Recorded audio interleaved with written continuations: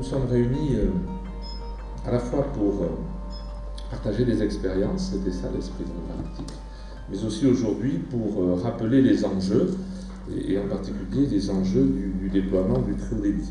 Nous sommes venus rappeler, si besoin était, les attentes des territoires ruraux en matière de déploiement du très haut débit. Certainement une formidable opportunité en termes d'attractivité, de développement économique. Et puis, nous devons tout faire pour éviter que le spectre d'une fracture numérique puisse apparaître, parce que ce serait dans ce cas-là un handicap supplémentaire. S'agissant des enjeux, les uns et les autres en sommes aujourd'hui convaincus. L'accès au très haut débit, c'est de toute évidence une formidable opportunité. La visite de Mme Pellerin demain sera d'ailleurs l'occasion à la fois de rendre compte de la forte attente des territoires, et en particulier des territoires ruraux. Vous le savez, l'engagement du président de la République durant la campagne présidentielle est extrêmement fort. En annonçant que le très haut débit sera disponible sur l'ensemble du territoire en 10 ans, il a tout d'abord souhaité envoyer un message à tous les territoires ruraux. Il a souhaité que le déploiement du très haut débit se fasse dans la justice et que tous nos concitoyens, où qu'ils soient en France, y aient accès. Je suis venue à Ruralytic aujourd'hui pour vous redire l'importance que le gouvernement accorde à cet engagement présidentiel extrêmement fort et ambitieux, pris devant les Français. Nous tiendrons le cap.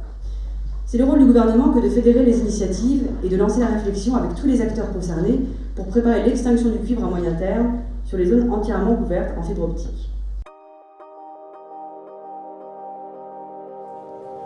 Bonsoir à tous. Donc, je vais juste commencer par me présenter afin que chacun sache à qui il a affaire. Il faut savoir que j'ai grandi avec les RIP. C'est ça qui m'anime aujourd'hui. J'ai signé le premier RIP en 2003, Conseil général de Maine-et-Loire.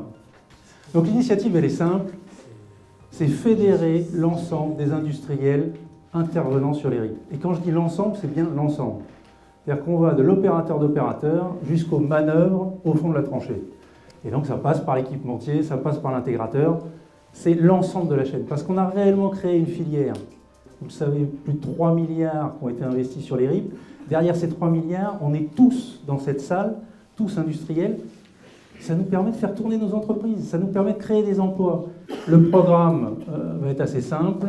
On se réunit une première fois le 25 octobre à Durtal, donc au siège du groupe Marais, afin de porter cette association, puisqu'il s'agira d'une association sur les fonds baptismaux, et l'objectif est qu'elle soit créée avant la fin de l'année. Je vous remercie. Merci beaucoup.